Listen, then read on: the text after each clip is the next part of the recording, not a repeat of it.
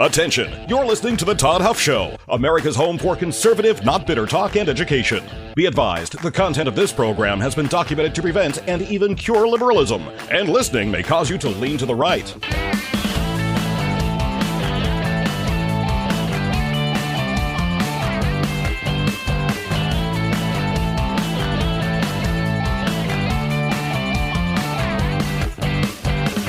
And now, coming to you from the Full Suite Wealth Studios, here is your conservative but not bitter host, Todd Huff. What percentage, I really want to know, what percentage of people actually know that we are in a partial government shutdown, my friends? To me, there are so many things that we can learn just from that question in and of itself. How many people know that? Why do we think government is so important? Again, I'm not calling for a shutdown here, but acting like the government has to do everything when we realize that our lives are managed by us and by the people we choose to deal with personally or interact with in a business transaction or whatever. The government is not central to our lives, nor should it be, but people act like it is. And we're in this partial government shutdown. I don't even know if half the country knows that it is, but I want to talk about this today because I want to talk about the shutdown. This is going to be resolved very quickly. And I want to talk about something that was part of this shutdown that's now reportedly not going to be part of it, but it's going to be its own standalone piece of legislation. It's called the SAVE Act. I want to talk about this. I want to talk about why anyone would possibly be against something like this. That's where we're headed today, my friends, and appreciate you tuning in here today. If you're not a subscriber to the newsletter, let me encourage you to do that. That is where you can find all the information that and discussion about this program. We go deeper in the email newsletter. It's totally free for you to sign up to get. There's links to the things that we'll talk about. You're part of that community. It's called the Inner Circle. You can sign up at toddhuffshow.com. Friends, dealing with discomfort can be very, very, it can be draining on a person.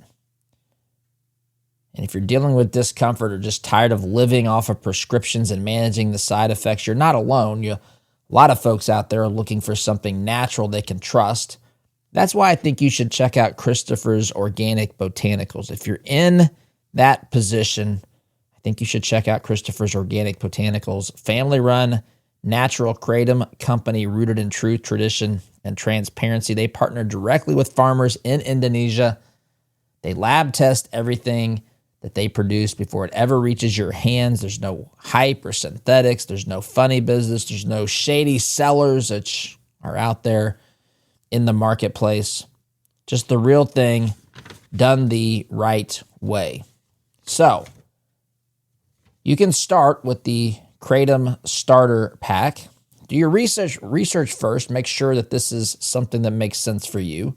And you can research on their website or independently. But once you decide that this is something that you want to give a try that makes sense for you, start with the Kratom Starter Pack. Use coupon code ToddHuff. You'll save 10% off your first purchase. Website is Christopher'sOrganicBotanicals.com. That's Christopher'sOrganicBotanicals.com. Truth, tradition, transparency. Okay, let's talk here about this government shutdown, which of course is maybe a news flash to some folks out there, but we are in a partial government shutdown. I maintain that most Americans don't realize it, and that's a good thing, by the way. I think it's a good thing. I think that this can be a real educational moment. If you remember years ago, when this was first a thing, these government shutdowns, this was treated as though it was the end of life as we knew it. This was going to cause calamity, and it was just going to cause the world to implode. Of course, we've been through this so many times. We've been desensitized to the rhetoric.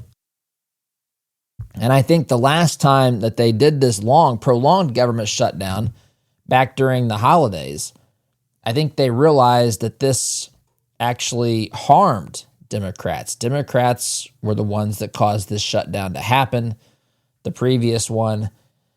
And so I think the media and the Democrat Party have realized that this is not a good strategy to try to employ, especially here in an election year. So the House of Representatives is on recess. Let me kind of set the stage here.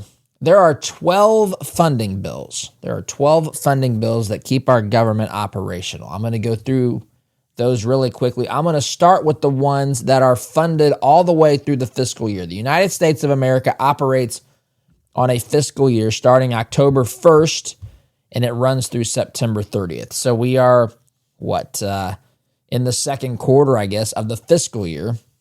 So last November, or whenever the shutdown actually ended, they funded some things through the fiscal year. These six bills, these six areas, these spending bills have been appropriated through September 30th. Agriculture, energy and water, interior and environment, commerce, justice, science, that's one, military construction and VA, and the legislative branch. Six bills. That spending will continue through September 30th. This stuff that falls under these categories is not affected. Now, some remained unfunded. These lost funding January 30th, midnight on January 31st, I guess. So just a couple of days ago. This includes defense, labor, HHS, education, that's one, transportation and HUD, that's one, financial services and general government, that's one, state and foreign ops is one, and homeland security is the other. So those are the 12. If you take the six that are funded, the six that are not fully funded for the fiscal year, those are the bills. Those are the ones that have to be funded, or there's a partial government shutdown. And so the Senate has actually passed funding for all of these. The exception would be for DHS, because there's a fight over ICE. The Democrats think that they can defund part of ICE or whatever. They're trying to protect their voting bloc. They're trying to protect their money laundering schemes, allegedly. That's what they're trying to do here in keeping ICE. Keep ICE from getting rid of people that are going to go to the polls in November and vote for them. That's basically the thinking here.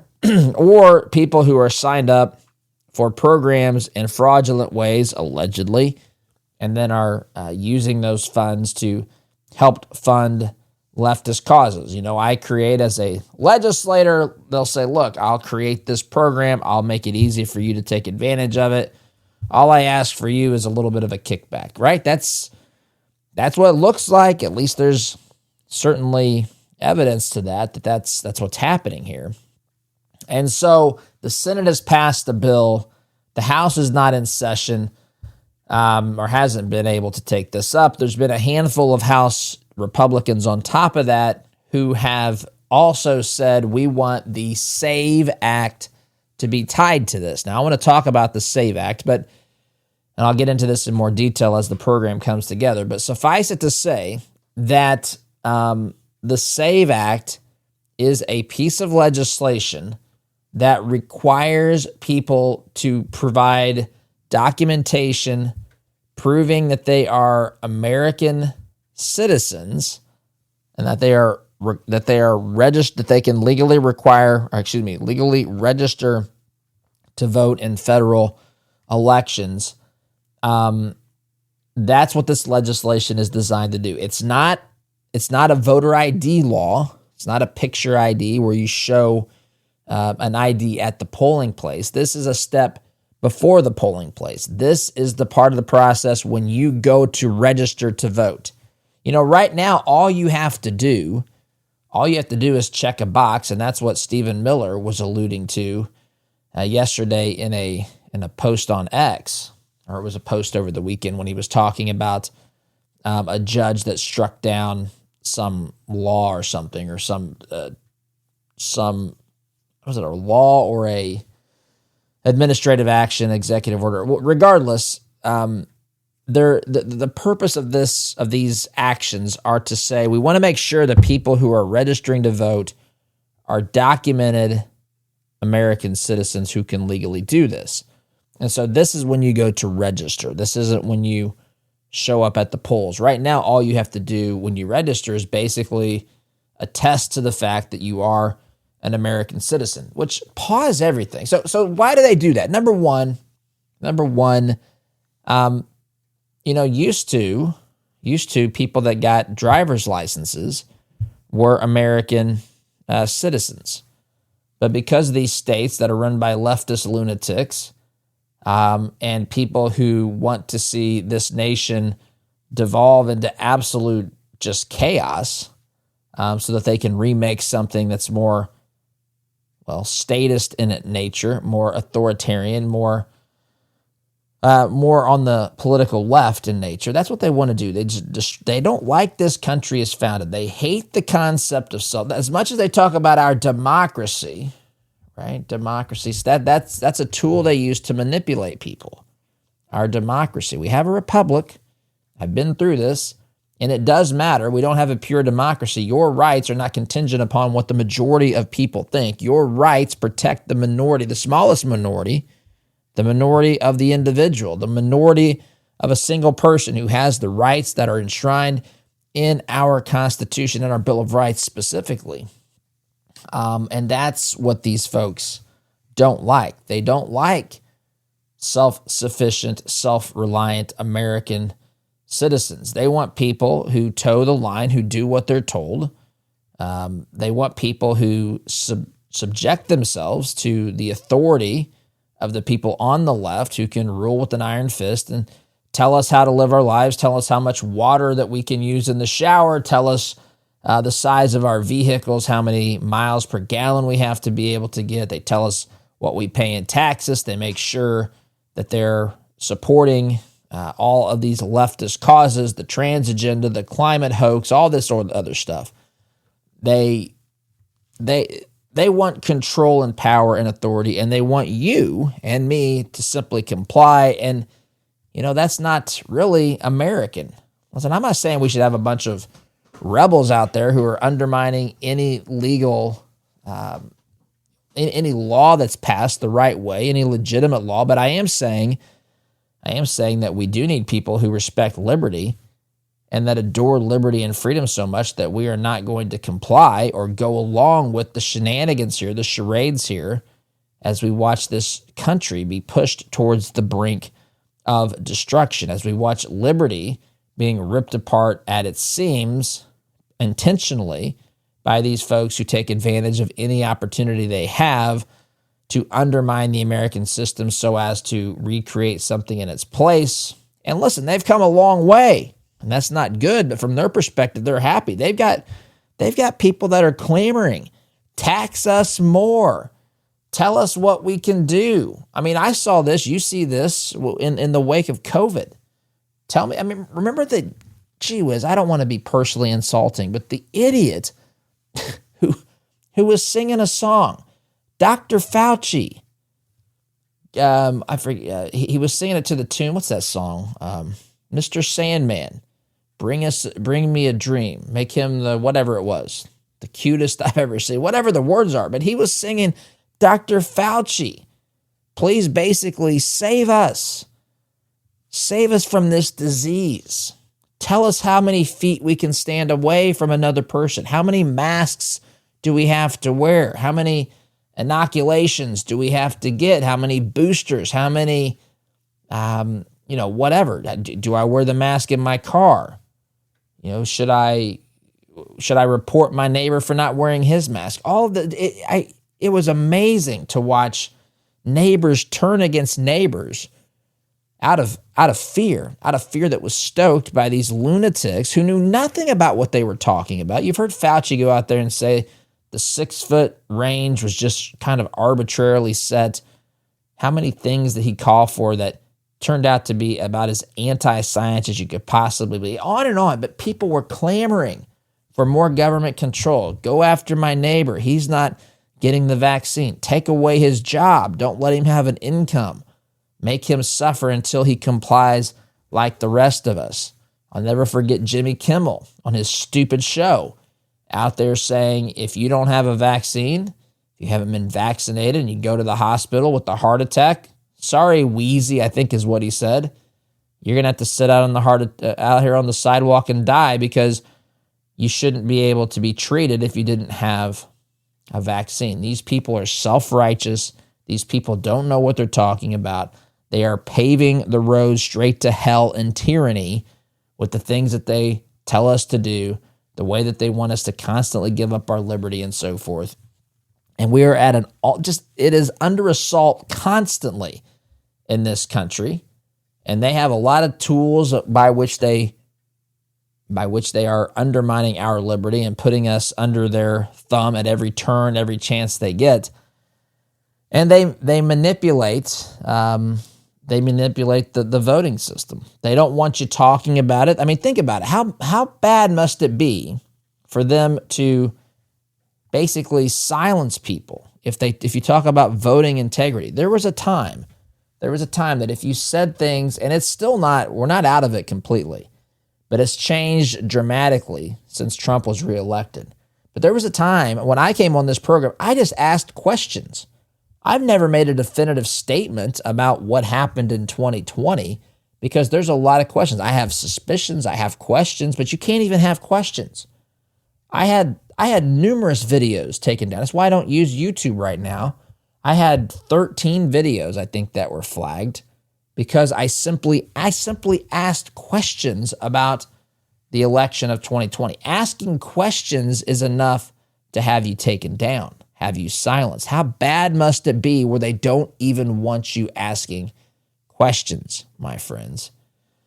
And so there's something going on for sure when it comes to our elections. And the SAVE Act would definitely make whatever shenanigans are happening, alleged to have happened, it will make those much, much harder. And so Democrats are going to fight the SAVE Act with everything, every fiber in their being. In fact, Chuck Schumer has come out, got this somewhere in the stack of stuff. Chuck Schumer has basically come out and said that they're going to fight this truth and nail. He's compared it to, what do you compare it to? Jim Crow laws. By having the SAVE Act, by asking people, requiring people who register to vote to prove that they're an American citizen. It's just ridiculous. You would assume that that's part of the process already. I mean, when I go and open up a credit card or something, I got to provide everything imaginable just to get approved. Background, Social Security. I'm trying right now to get. I'm trying to get the stupid, what is it, Real ID. We're flying here in several weeks. And I made an attempt to get a Real ID. I was unable to get one.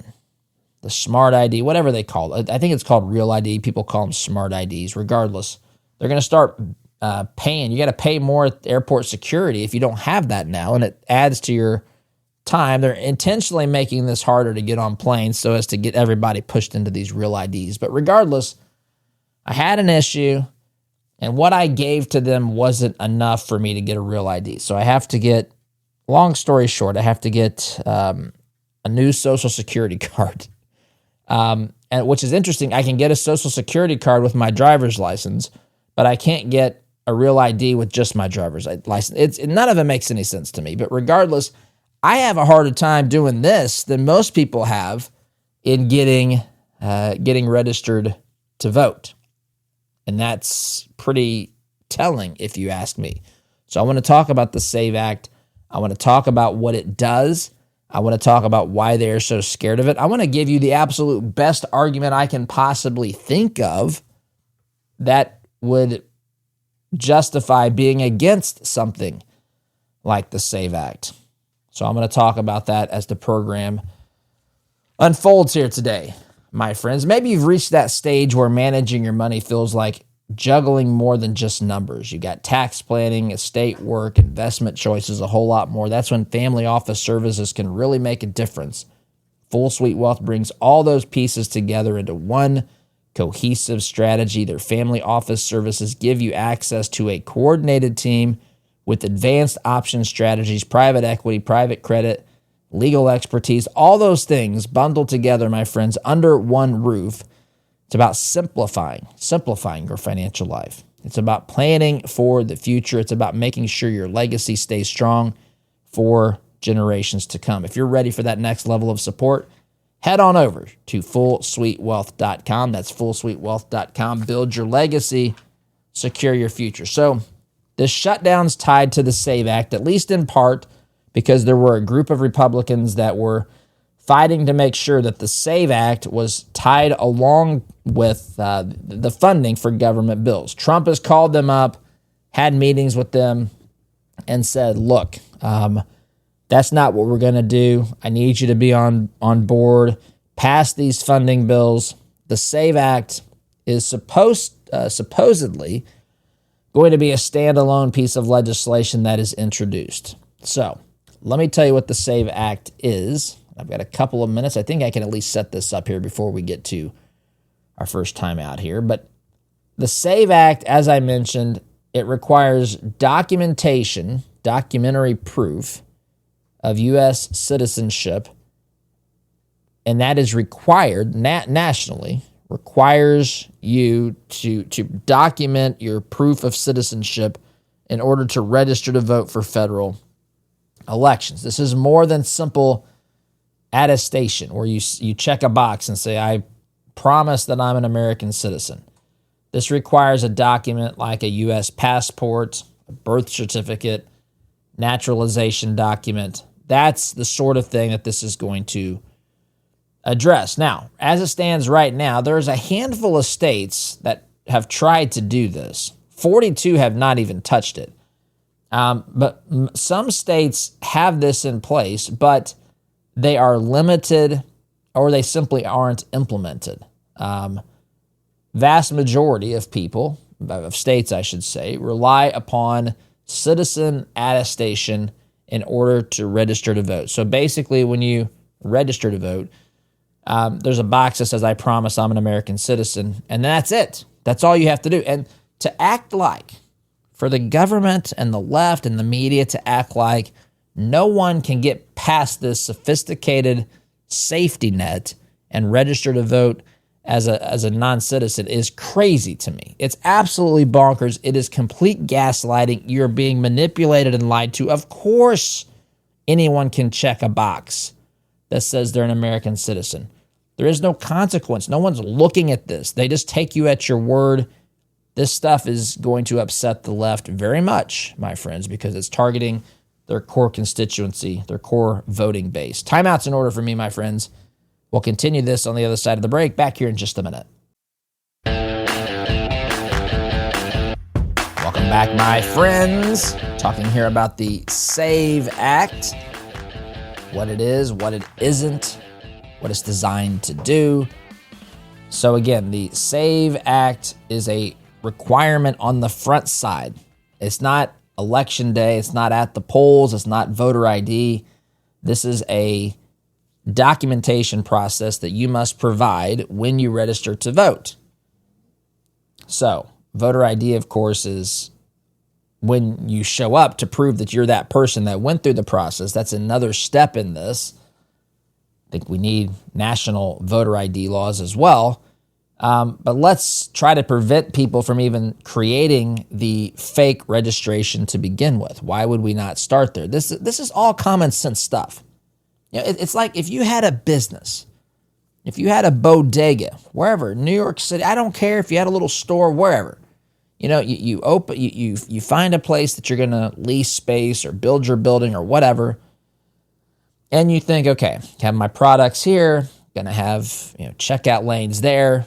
And you start thinking about access to the store, right? You want to have entrances where everybody has to come in, so you can basically, you just don't want to have an open air market. That's much harder to secure. You start thinking about putting things up like security cameras.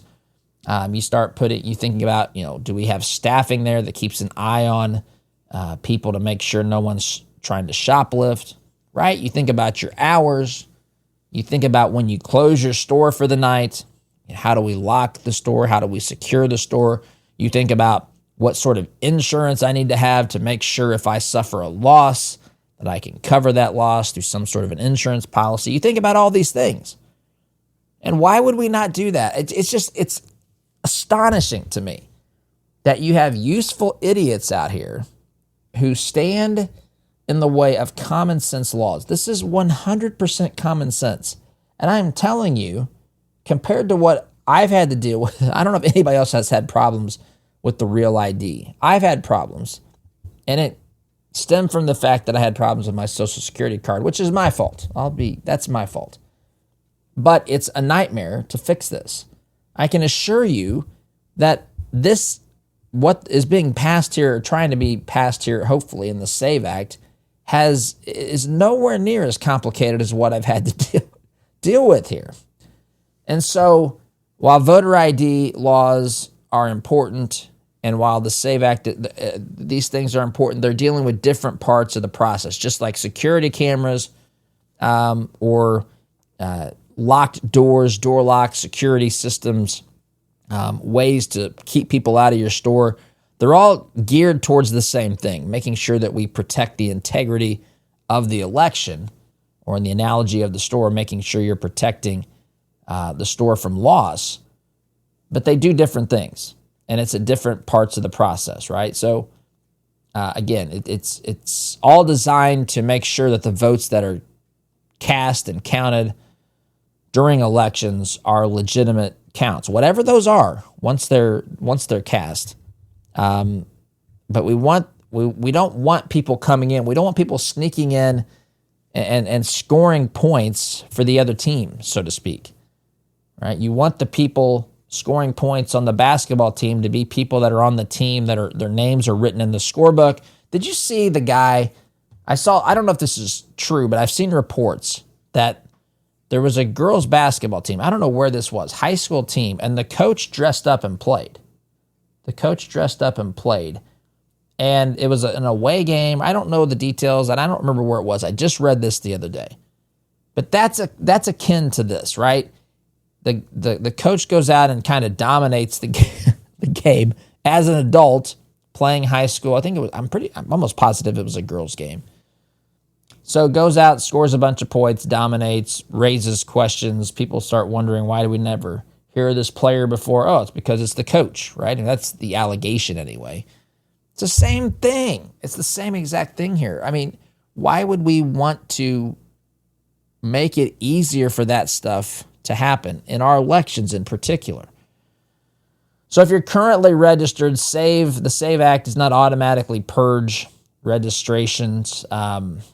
There's still details that have to be figured out. So you're not necessarily going to have to go and re-register, but states could flag registrations that lack required documents.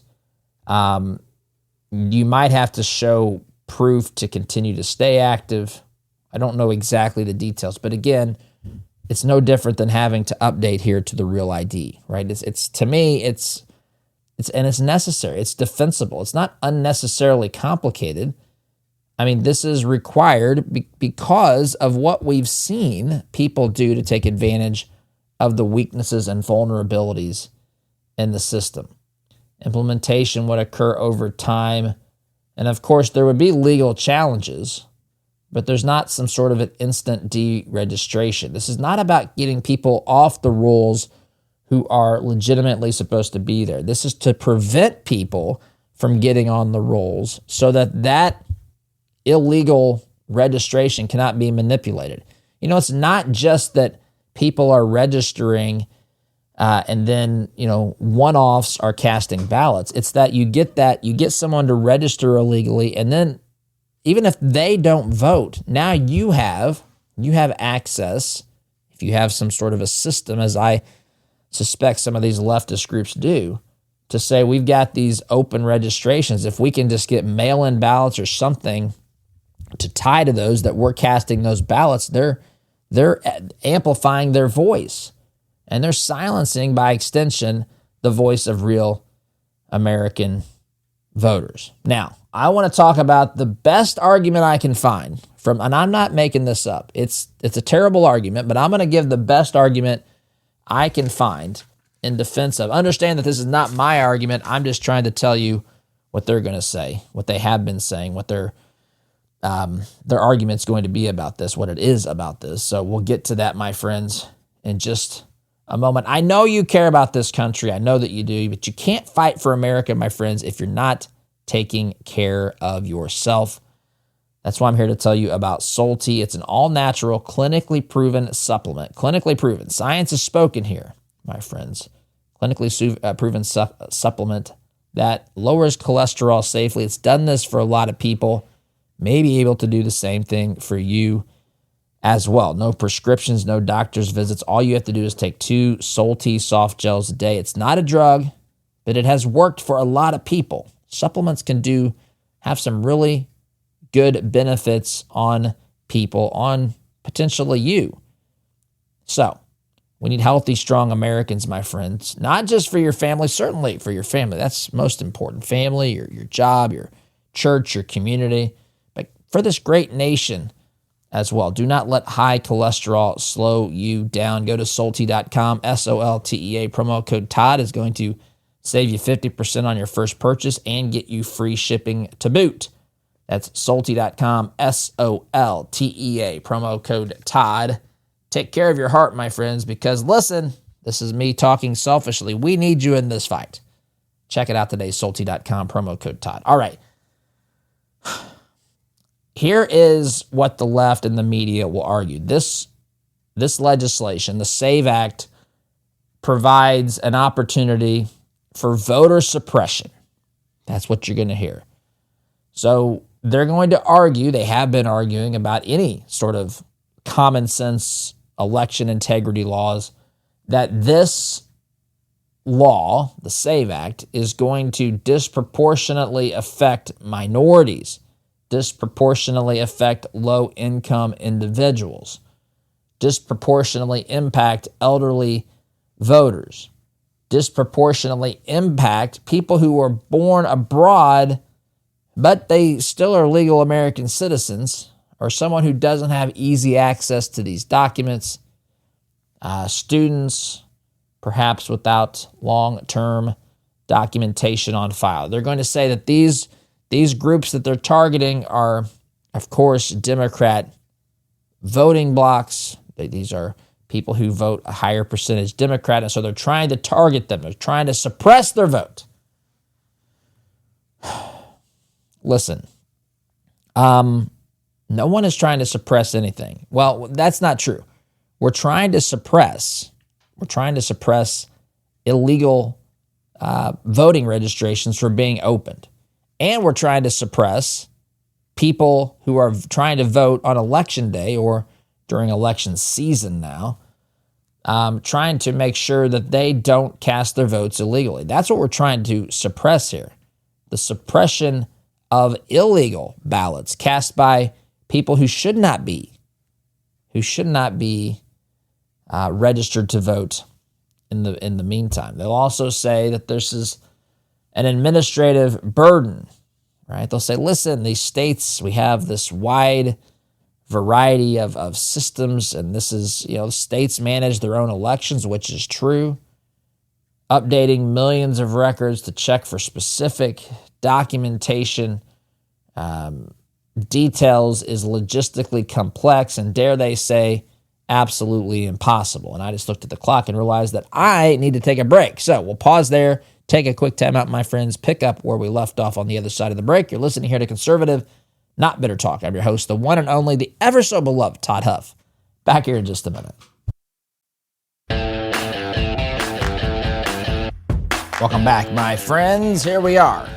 Final segment. Time flies when you are having fun, as we do here each and every day on this program. Friends, let's talk about something important really quickly here. That's your money. You worked hard for it.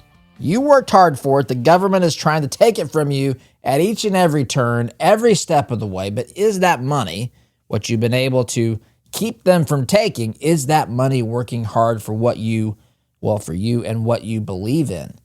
Friends, far too often, the money that we've accumulated and invested is being used to, unfortunately, further the agenda of the radical left, further the agenda of the people that we fight against each and every day in our culture, and that is a sad reality, but it doesn't have to be that way. At 4-8 Financial, they specialize in biblically responsible investing. That means they screen out companies that don't align with your faith, your values, and they'll help you create a plan that fits your goals and your purpose. The best part is that they'll show you right now how your current investments, what you have today, how those line up, stack up against your values. All you have to do is visit 48financial.com/Todd to take a quick and easy assessment, and then they'll give you that information, show you how your investments align with, to what degree they align with your values. Again, all you have to do is head over to 48financial.com/Todd to take the assessment. 48 Financial, helping you align your money with your mission, my friends. All right.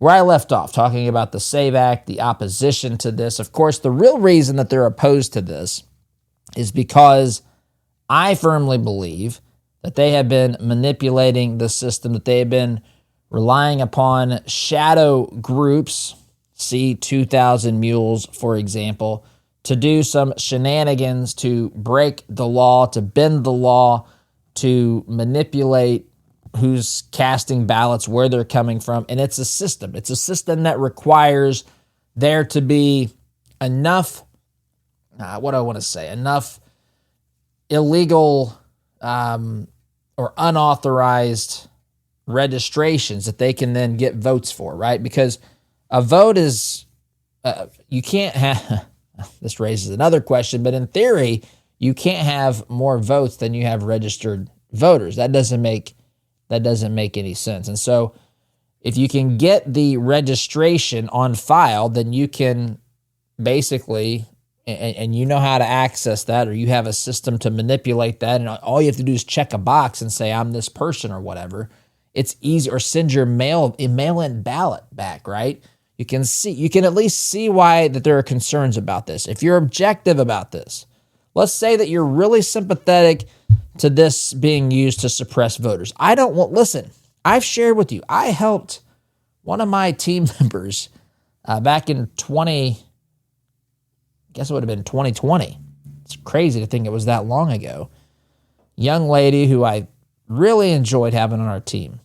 I still consider her a friend. She had never voted. She voted by, she needed an absentee ballot or whatever. I don't know. She requested it, and she asked me.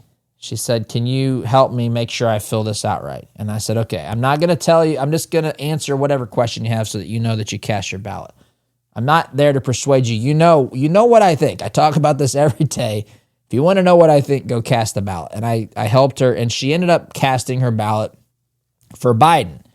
Now, I didn't tell her that, to drop it in the mailbox that was really a trash can or anything like that. I helped her to get that ballot in and to be counted. I want her ballot to be counted, even though it was a vote that I thought was crazy, but nonetheless, that's my position on this entire thing. And I don't want to see someone's voice canceled out. That is, we need to focus on winning the argument here. And we got a lot of things to fight against. We got misinformation and propaganda and lies and all of that. But this is not, I don't want to see a single legal vote be kept from being cast, even if it's a vote that's diametrically opposed to mine. But surely, let me say this, if you're on the other side that thinks that this is all about silencing the vote, let's just assume that you are. Surely you can see the legitimacy of the concerns I've been able to get to here today in talking about this as to why this sort of thing is necessary. Surely, if you can't do that, you're not a fair-minded person in my estimation. Now, they'll tell you as well, the left will tell you that, listen, we got these large databases, there's going to be errors, we can't be suppressing voters, making it harder for them to vote. Ironically, these are the same people who want databases on everything. They wanted a COVID vaccine database. If they could have it their way, they want to go on there and see who's had their vaccination, who's had their booster number 16 or whatever we're up to now. That's what they wanted. They don't have any concerns about that database being managed properly. But when it comes to voting, and this is actually a legitimate role of government. making sure that the people who are supposed to vote are able to vote, and making sure that the people who are not supposed to vote are not able to vote. This is not complicated. So now they're suddenly going to be worried about the administration of this, mistakes being in the database and all that sort of concern. They might be concerned about federal overreach, which is laughable to me because these folks want to grow the federal government in every way possible, unless it's a legitimate way, a legitimate thing that a government's doing, which is managing elections. They're going to talk about how states are supposed to be managing their elections, and they're right, by the way. States should. But Congress has every legitimate, it's completely legitimate for Congress to want to have basic rules, and that's what this is about. I'm just out of time, my friends. Gotta run. Thanks for listening. SDG.